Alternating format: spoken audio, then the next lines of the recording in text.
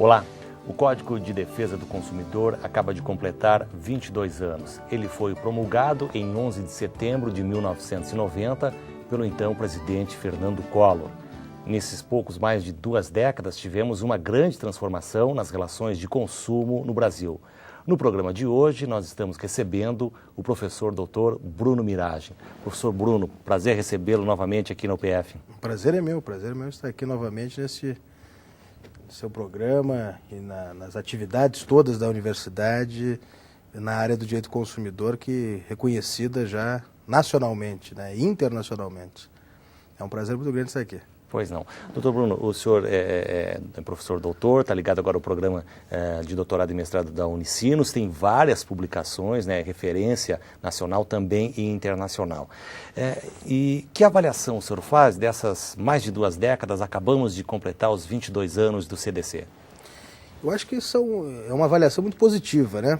Eu acho que, na verdade, nós temos uma grande lei da cidadania brasileira, que é o Código de Defesa do Consumidor.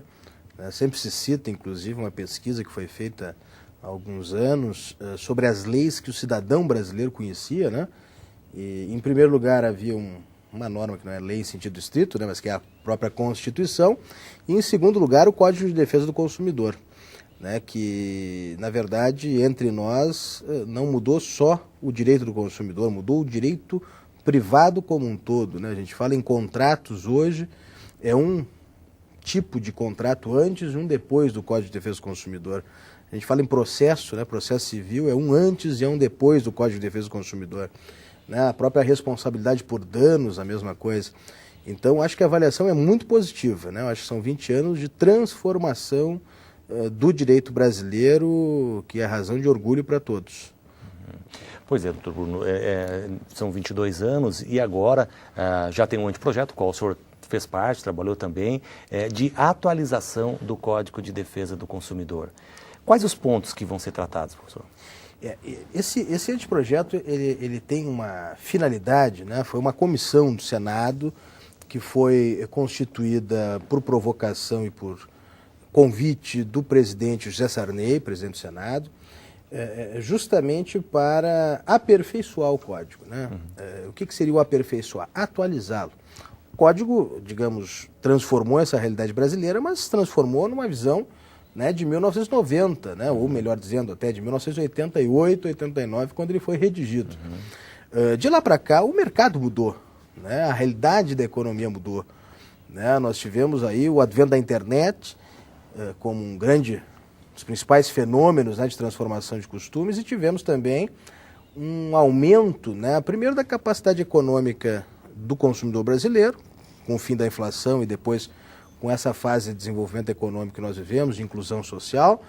Nós tivemos também, com isso, um acesso de um número grande de pessoas ao consumo, provocando novos problemas. Né? E esta reforma, que não se diz até, tem se procurado não chamar reforma, mas atualização, né? Porque não se corrige, mas realmente só se atualiza e olha para frente, se olha para o futuro, ela tem 3 eixos fundamentais, né? Que é a disciplina do comércio eletrônico, a disciplina do fenômeno, que é um fenômeno hoje reconhecido mundialmente, que é o fenômeno do superendividamento dos consumidores. E esse super, né, ele tem uma razão de ser, né, que é realmente um endividamento que impede a própria qualidade de vida dos consumidores, né, e a própria capacidade de pagamento das suas dívidas, que decorre de uma facilitação do crédito. E um terceiro foco, né, uma terceira linha, que é justamente a melhorar os instrumentos do processo coletivo do consumidor. Né? Então, essas 3 grandes linhas que se transformaram em 3 grandes anteprojetos e que agora são 3 projetos já em tramitação no Senado Federal. A questão especificamente do comércio eletrônico, né, doutor Bruno? Quando o Código de Defesa do Consumidor foi promulgado, eu acho que sequer se imaginava, poderia ser imaginado que nós teríamos um comércio eletrônico numa velocidade surpreendente e cada vez mais pessoas aderindo a esse tipo de negócio. Sem dúvida. A internet veio para o Brasil em 1995. Né? Os primeiros provedores de internet no Brasil são de 95. né? Ao lado do surgimento da internet, dentro da própria transformação da informática e dos sistemas de informação, também houve transformações muito rápidas, né, no uso dessa tecnologia. Por exemplo, a internet há 10 anos era a internet de escada, né, de velocidade muito baixa. Né? A internet hoje é uma internet que deve ser de alta velocidade, né? Nem sempre é. Pelo menos se contrata. Pelo menos se contrata isso. E cada vez mais portátil, né? Cada vez mais portátil. A internet do celular, do notebook, etc. Isso fomenta, obviamente, uma facilitação do comércio e as empresas, obviamente, enxergaram aí um grande mercado que tem crescido muito, mas também com muitos perigos, né? Com muitos riscos, e são esses perigos e estes riscos que o projeto, então, de atualização visa enfrentar cirurgicamente, né? Atacando justamente as peculiaridades do comércio eletrônico, que é cada vez mais um comércio eletrônico de consumo, né? Para garantir mais direitos, né, ao consumidor e esclarecimento ao consumidor nesse tipo de compra.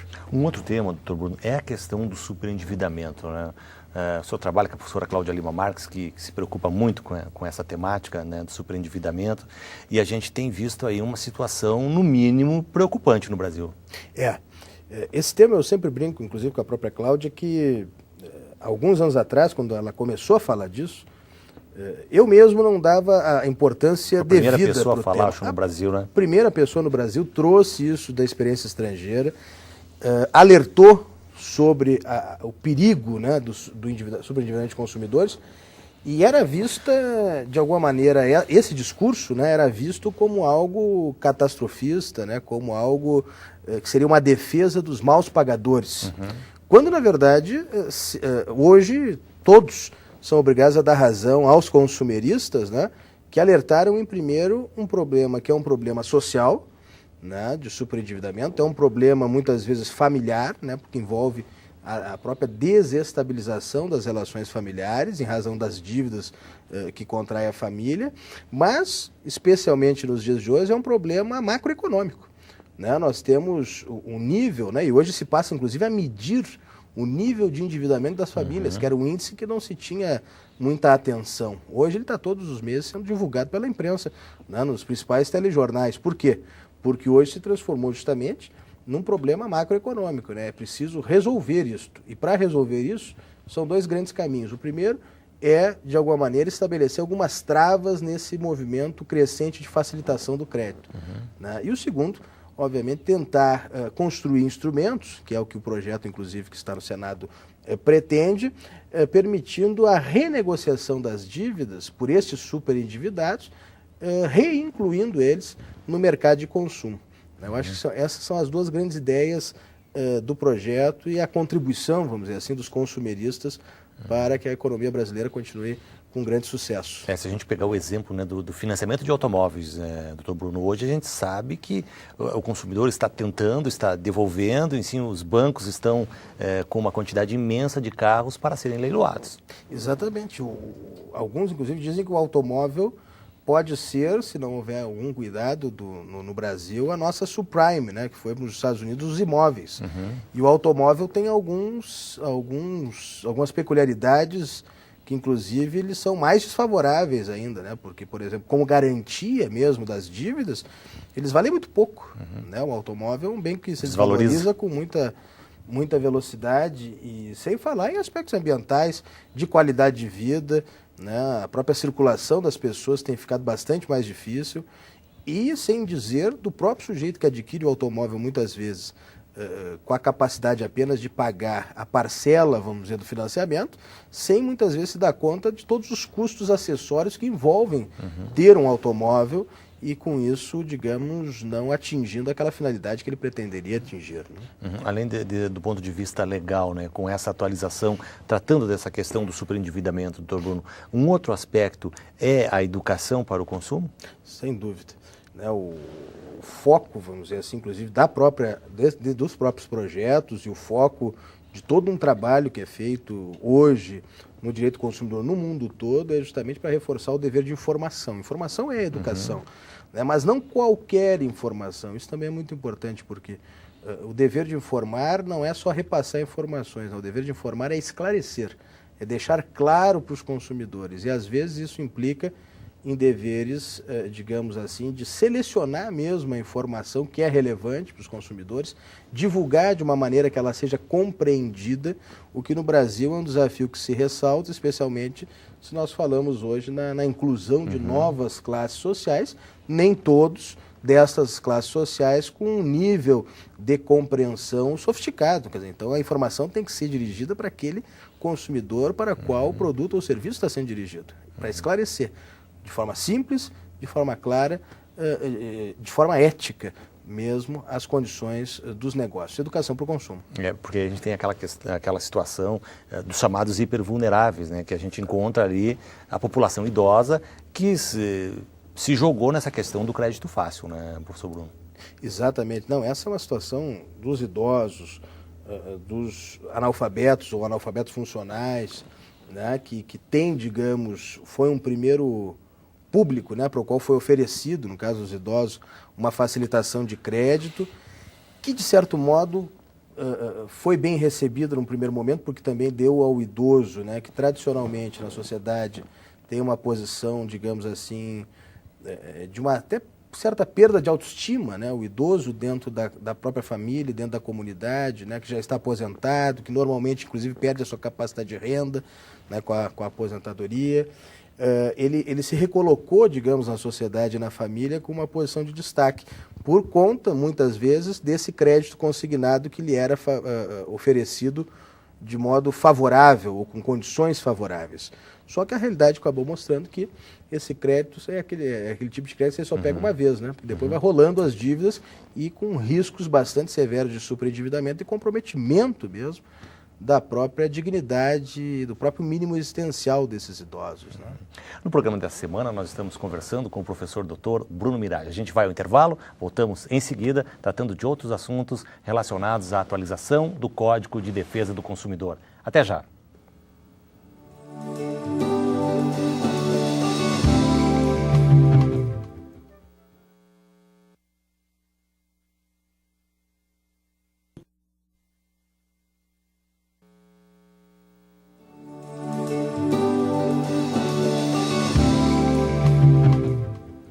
Estamos recebendo o professor Bruno Mirage, professor doutor, e conversando sobre os anteprojetos de atualização do Código de Defesa do Consumidor que estão no Senado. Professor Bruno, o terceiro anteprojeto, a gente já falou do superendividamento, já falamos do comércio eletrônico e tem também o que dá um tratamento para as ações coletivas.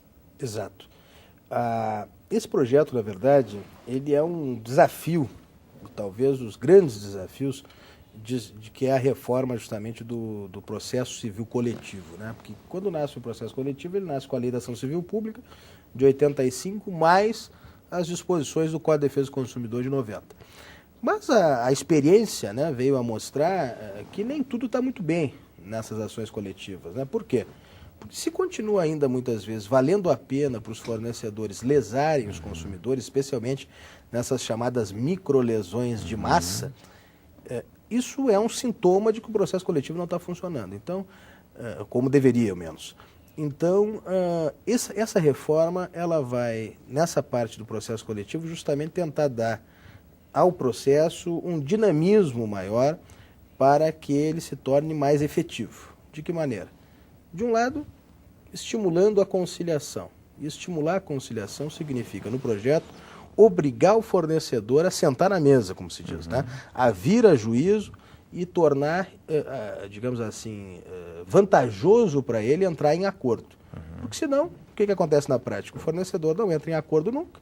Vai rolando. Vai rolando, continua lesando os consumidores e, ao final, a sentença não consegue recuperar todas aquelas lesões que foram causadas, né? Então, esse é o primeiro aspecto. O segundo aspecto também é um pouco racionalizar essas ações coletivas no Brasil, né, a partir de um cadastro, inclusive, nacional de ações coletivas, para que os próprios juízes, os próprios, eventualmente, membros do Ministério Público e advogados, associações, saibam o que está acontecendo, onde é que tem ação, porque não adianta eu ter uma ação com sentença de eficácia nacional, muitas vezes, né, que gera efeito no Brasil todo, se as pessoas no Brasil não conhecem a sentença e, portanto, não podem executá-la na satisfação dos seus direitos. Então, esse é um pouco o espírito dessa atualização na parte do processo.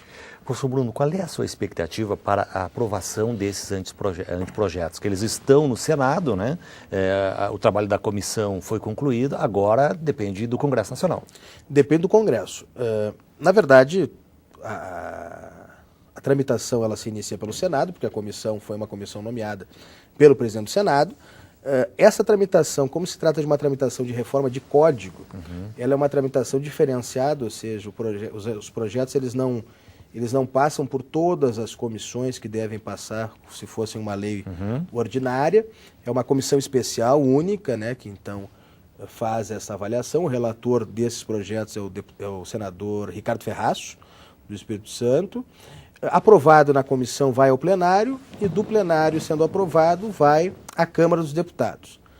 A nossa atenção, né, será certamente de todos os juristas que atuam na área do direito do consumidor, especialmente em relação às emendas que possam surgir ao longo dessa tramitação legislativa, né? Nós estamos bastante atentos a uma comissão, inclusive, de acompanhamento que foi instituída pelo Brasilcom, né, para justamente acompanhar essa caminhada do projeto na Câmara, no Congresso Nacional. Mas temos, assim, perspectivas bastante positivas, né, de que vai dar certo e vai contar, digamos, com a compreensão dos parlamentares da importância de se aperfeiçoar uma lei tão importante para o Brasil como é o Código do Consumidor. O senhor foi nomeado pela presidente Dilma para integrar o Conselho da Anatel. E certamente vai ter muito trabalho pela frente na defesa dos consumidores. Exato. Tive essa honra de ser nomeado para o Conselho Consultivo da Anatel, né, que é um órgão consultivo, então não decide, não delibera, mas ele é um órgão muito importante, tanto é que é nomeado pela presidente, que reúne todos os setores envolvidos em matéria de telecomunicações. Então, os fornecedores, os usuários, o próprio governo e os prestadores de serviços de telecomunicação. Esse conselho ele tem uma função especialmente de ser os olhos e os ouvidos da sociedade e trazer para dentro da agência as impressões e as dificuldades desse setor. O que a gente tem percebido nos últimos tempos especialmente é uma certa mudança na posição, especialmente da Anatel, em relação ao mercado de telefonia, muito especificamente, né? Que é uma mudança positiva. A nossa luta justamente é para que ela se mantenha, né? Essas primeiras iniciativas que foram noticiadas em relação à telefonia celular, né, e a própria telefonia fixa, seja não uma iniciativa isolada, mas que represente mesmo uma mudança de postura de uma agência que está muito a dever para os consumidores brasileiros há muitos anos, né? Então, eu imagino, estarei lá, digamos, fazendo a minha parte, mas imagino que a própria agência torço por isso, né, vá mudar a sua postura que teve nesses últimos tempos, com uma certa passividade em relação à lesão dos direitos dos consumidores. A gente teve uma primeira amostra aí, né, doutor Bruno, com a suspensão da comercialização de várias companhias em praticamente todo o país, né? Exato, exatamente. Essa postura, por si só, mostra uma mudança de entendimento, né, sobre qual é o papel de uma agência reguladora, né? Uma agência reguladora tem um papel fundamental de regular o sistema, mas dentro da regulação tem um papel fundamental de defender o consumidor e a qualidade do serviço. Essa compreensão ela não existia assim de forma tão clara.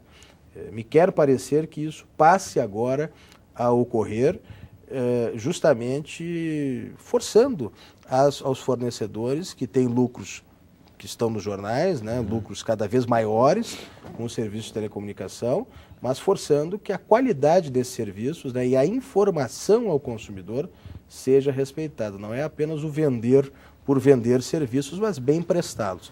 Eu imagino, torço, insisto, né, que caminhemos nesse sentido. O senhor é secretário também, secretário-geral do Brasilcom, que é o Instituto de Políticas do Consumidor e que completa 2 décadas de trabalho prestado no Brasil.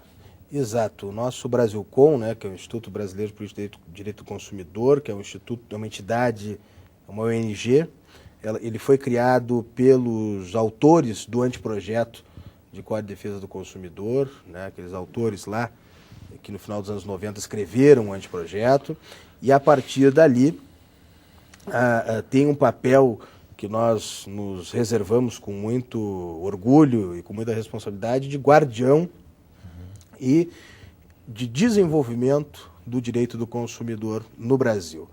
Né? Nós tivemos a felicidade de ultrapassar esses 20 anos com um prestígio crescente do Instituto, né? Eu acho que das entidades científicas do âmbito jurídico é uma das principais do país.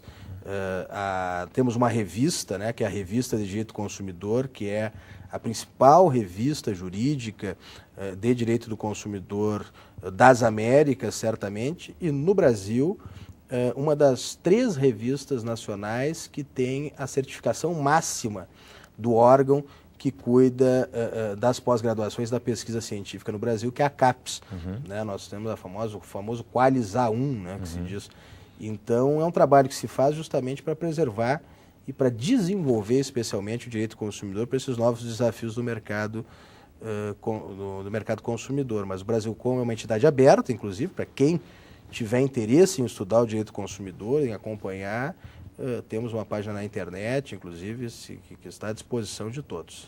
Professor Bruno, nós temos a lei do cadastro positivo, que ainda é recente no Brasil, né? Ainda está dando os primeiros passos. Que avaliação o senhor faz sobre esse cadastro positivo? Eu confesso que vi com muita preocupação a aprovação dessa legislação. Né? É a regulamentação ainda, né? Tem alguma parte regulamentada, outra ainda não, né? Mas eu vi com muita preocupação, por quê? Porque, na verdade, o cadastro positivo ele foi trazido como se fosse a grande causa futura de redução dos juros no país. Primeiro que se viu que não Como é no passado você anunciou que a nova lei de falência também ia baixar o juro. Ia baixar os juros. Nada baixa os juros, né? Quer dizer, até agora estão baixando. Não é dessa forma, né? Mas são por outras causas, né? Inclusive por um embate até do governo com as instituições financeiras forçando, né, uma baixa de juros. Agora, o que faz o cadastro e o que era o motivo da nossa preocupação e continua sendo, e aí vai ser muito importante a atuação da comunidade jurídica, dos advogados, dos juízes, do Ministério Público, dos defensores públicos. Ele estabelece algumas exceções perigosas ao Código de Defesa do Consumidor, e uma delas diz respeito ao próprio prazo para arquivamento de informações sobre o consumidor. No Código do Consumidor, uma grande conquista foi de que as informações negativas, inscrições, né, no sistema de proteção ao crédito, tenham um tempo máximo de 5 anos. Então, a informação negativa do consumidor nesses cadastros tem que ficar no máximo por 5 anos. Na lei do cadastro positivo, claro, dizendo justamente, ou sob o argumento de que é o consumidor quem autoriza expressamente, se aumentou o prazo do qual os fornecedores de crédito podem ter acesso às informações do consumidor em 15 anos. Né, para 15 anos, quer dizer, basta quem está nos assistindo e nós mesmos, né, pensarmos o que nós fazíamos há 15 anos atrás e o que fazemos hoje. Né, qual era a nossa situação econômica há 15 anos, qual é a situação hoje. Né, quer dizer, é um período muito longo de tempo, né, para que informações do consumidor possam ser disponibilizadas aos fornecedores para uma avaliação de crédito também, que muitas vezes não se tem muito a clareza. A jurisprudência, inclusive, do Rio Grande do Sul foi pioneira e agora em outros estados do Brasil também tem sido muito firmes no sentido de que toda avaliação de crédito tem que ter clareza de quais os critérios, né, que são utilizados para dizer se vão negar crédito ou oferecer o crédito ao consumidor. Não é só o sistema não diz que você não tem direito ao crédito e ponto. Não, tem que dizer o porquê, tem que ser claro esses critérios. E essa lei não favorece muito isso, então eu vejo com preocupação. Professor Bruno Miragem, eu quero agradecer a sua presença aqui no nosso programa, sempre aceitando os nossos convites de vir a Passo Fundo, participar das nossas atividades. É sempre um prazer, como disse no início, recebê-lo e trazer aqui para o senhor poder divulgar um pouco do seu conhecimento aos nossos telespectadores. Eu que agradeço, para mim é uma honra sempre estar aqui, eu insisto. Certamente os telespectadores sabem, né, a experiência aqui da Universidade de Passo Fundo, a experiência do Balcão do Consumidor, do seu programa aqui, é uma experiência que ultrapassa e ultrapassou já em muito as fronteiras do Rio Grande do Sul. É trabalho reconhecido nacionalmente e internacionalmente, né, e que só tem a orgulhar os passo-fundenses e honrar nós que somos convidados a retornar sempre para compartilhar dessa experiência com os senhores. Muito obrigado, professor Bruno. No programa de hoje nós conversamos com o professor Dr. Bruno Miragem. Na próxima semana a gente vai estar de volta aqui na UPF TV tratando de um outro tema. Obrigado também pela sua audiência e até lá.